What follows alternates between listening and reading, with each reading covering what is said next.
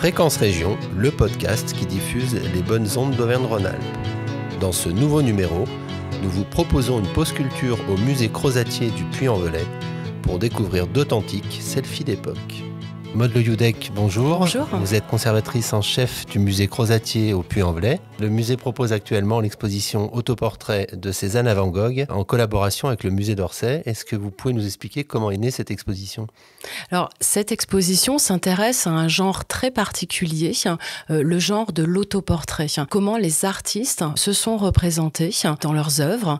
Alors, il y a des peintures, des sculptures, des estampes et même une photographie. Ce sujet nous intéressait parce que nous conservons un très bel autoportrait de Charles Morin et nous avons eu l'idée de cette collaboration avec le musée d'Orsay et le musée d'Orsay qui est un musée national, qui est un musée qui souhaite aider, collaborer avec les musées de province, nous a prêté 40 œuvres et nous avons souhaité montrer la richesse des collections conservées en Auvergne-Rhône-Alpes en sollicitant nos collègues des musées. Donc il y a 8 musées d'Auvergne-Rhône-Alpes qui participent également à cette exposition. En quoi la région est-elle un partenaire essentiel pour cette exposition et pour le musée Crozatier ? Il est évident que sans le soutien de la région Auvergne-Rhône-Alpes, nous n'aurions pas pu monter un tel projet, qui est un projet extrêmement ambitieux, qui est un projet coûteux aussi. Nous devons avoir des aides. La région nous a beaucoup aidés, c'est le principal partenaire de l'exposition. Nous avons également eu des aides de l'État, du département de la Haute-Loire et il est important de le signaler, je crois aussi du mécénat de compétences d'entreprises de la région, notamment la société Peretti ou la chaîne des hôtels Ibis. Comment a été conçue l'exposition en termes de scénographie ? Comment on la découvre ? Alors l'idée, c'était de recréer un monde un petit peu à part, un monde où on se sent bien, où le visiteur est un peu coupé du réel. Donc c'est une muséographie, on pourrait dire, très cosy. On souhaite que les visiteurs prennent le temps de cette découverte absolument exceptionnelle. Dans toutes les salles de l'exposition, il y a des espaces qui sont destinés aux familles avec des jeux où l'on apprend en s'amusant. Si les visiteurs souhaitent aller plus loin dans leur découverte, ils peuvent avoir des renseignements biographiques sur les artistes avec les œuvres qui les ont fait découvrir. Il faut indiquer que tous les artistes qui sont présentés ici sont des artistes. Alors naturellement, il y a les très très grands noms comme Cézanne, Van Gogh, mais il y a aussi des artistes très importants qui sont peut-être un petit peu moins connus du grand public, mais des artistes qui ont eu des carrières absolument brillantes et qui sont exposés au musée d'Orsay ou dans les musées de la région. Cette exposition a également pour objectif de parler de l'évolution de l'art en général. Est-ce que vous pouvez nous en dire quelques mots ? Oui, l'idée, c'était qu'à travers ce genre très particulier de l'autoportrait, on brosse en quelque sorte une petite histoire de l'art des années 1830 à 1920, et en parcourant cette exposition qui fait 450 mètres carrés, qui se développe sur 6 salles, eh bien, on traverse un siècle de création artistique, un siècle extrêmement effervescent qui a vraiment été en recherche d'une autre façon de se représenter, d'adopter des mouvements picturaux très révolutionnaires à l'époque.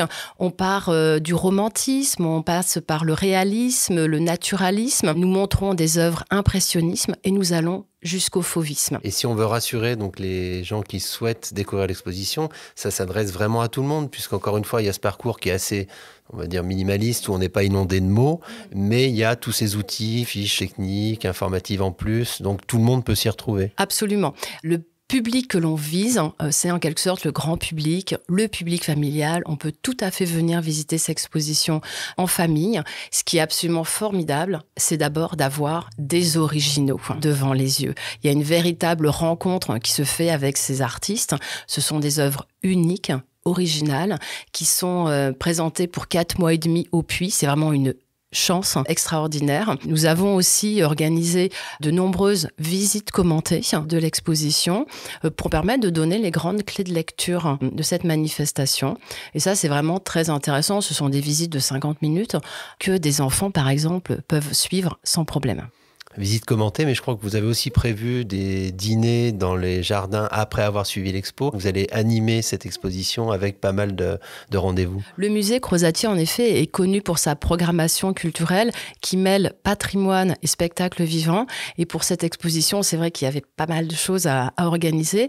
Il y aura des visites musicales, des visites avec des comédiens, des visites avec un danseur qui pratique le hip-hop et en effet les dîners sur l'herbe, une visite du musée en soirée, puis une visite du jardin Henri Vinet qui est le parc municipal du Puy-en-Velay qui est un parc tout à fait 19e siècle et pour finir un dîner dans les serres du jardin qui viennent tout juste d'être rénovées.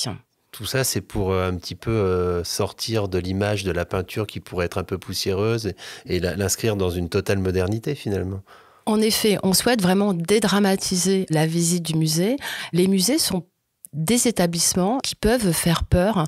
Parfois, certaines personnes n'osent pas rentrer dans un musée, mais les musées sont nés de la Révolution française. C'est un peu comme des bibliothèques, tout le monde peut venir. Pour le jeune public, pour les scolaires, il y a aussi pas mal de choses qui sont prévues.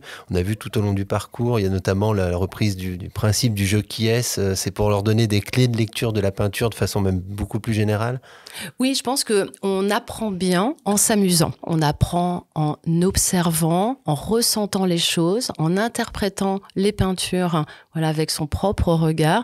Et c'est cette rencontre, en fin de compte, que l'on veut développer chez le jeune public. On peut même s'amuser à la fin de l'exposition, parce qu'il y a une petite surprise qui est réservée au public, mais on ne pourra peut-être pas la dévoiler. On peut conserver un souvenir de cette visite avec une forme de Polaroid où on se représente en artiste et ça fonctionne très bien. C'est aussi ce que l'on recherche. Maud Le Youdec, nous sommes allés à la rencontre de quelques visiteurs. On les écoute et on se retrouve tout de suite après. Vous venez de finir l'expo. Qu'est-ce que vous en avez pensé ?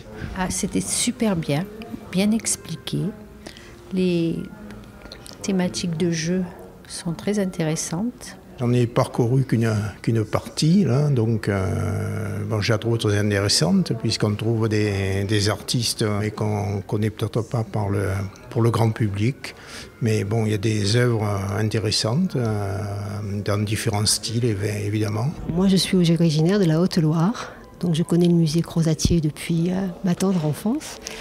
Et là, je suis venue revoir ce qui en avait été fait depuis ces années.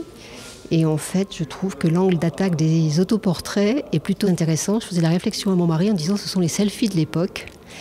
Et donc, je trouve tous ces peintres, au-delà de leur parcours évidemment individuel, mais ces visages sont intéressants et je le trouve globalement, ils sont plutôt assez stylés. Alors moi, je ne suis pas du tout une érudite en peinture, donc pour évaluer le travail, j'en serais bien incapable.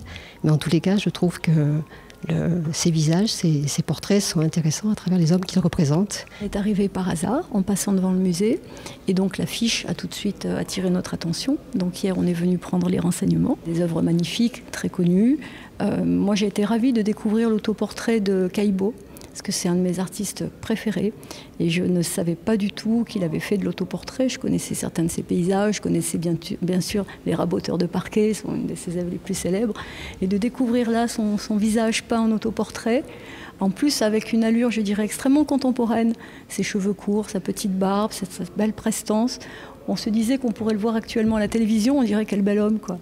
La scénographie est agréable, la mise en scène est très bien, les lumières sont soignées, très bonne surprise. Le public semble conquis, mais c'est aussi une belle exposition pour le musée Crozatier qui a subi une rénovation en profondeur et qui a réouvert ses portes en 2018. Est-ce que vous pouvez nous parler de cette transformation ? Juste pour resituer un petit peu le musée Crozatier, c'est un musée qui a été créé très tôt dans le 19e siècle, un musée qui a été créé en 1820. Donc nous venons de fêter les 2 siècles d'existence de ce musée qui était d'abord installé dans la ville historique. En 1850, les collections s'installent dans un bâtiment prévu à cet effet dans le jardin de la ville. En 1868, ce musée est considérablement agrandi grâce aux legs de Charles Crozatier, puisque le musée va porter son nom par la suite. Donc un petit mot sur Charles Crozatier, c'est un sculpteur, un bronzier d'art qui est né au Puy. Il a eu une carrière absolument extraordinaire puisque c'était un enfant qui était de milieu très très modeste. Il a vraiment connu une success story dans son métier. Donc il n'a pas eu d'enfant, donc il a légué une grande partie de sa fortune à la ville du Puy, notamment pour agrandir le musée.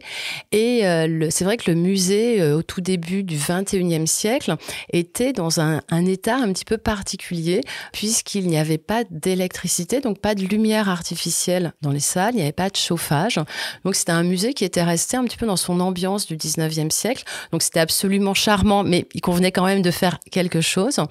Et il y a eu vraiment des travaux très très importants qui ont été menés pour mettre aux normes ce musée en termes de conservation des œuvres, de sécurité, mais aussi d'accueil des publics. Nous avons aujourd'hui un très très bel équipement et c'est un musée qui a des collections qu'on appelle encyclopédique.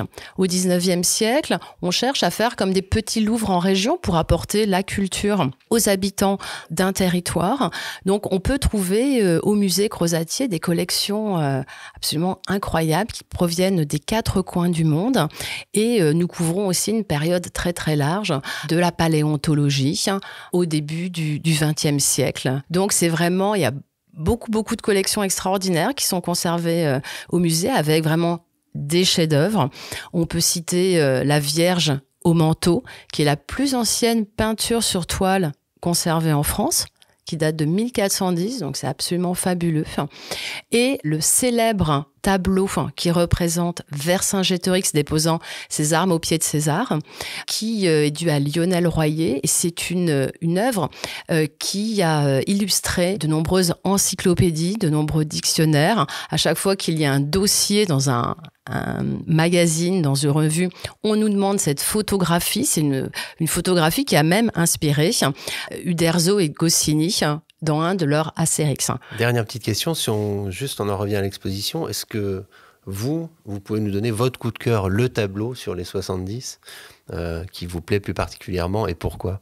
Vous savez, plus on étudie ces artistes, plus on étudie leur autoportrait, plus ils nous deviennent familier, on reste presque on a presque une connivence avec ces artistes. Mon bureau est installé au bout de la galerie où est présentée l'exposition. Je fais quelques pas et je découvre un Van Gogh, un Pissarro, mais aussi d'autres artistes qui ont eu des vies absolument extraordinaires et qui ont proposé des autoportraits extrêmement sincères. Maude Leviudec, merci. Et on invite évidemment le grand public à découvrir cette magnifique exposition au musée Crozatier jusqu'à mi-septembre.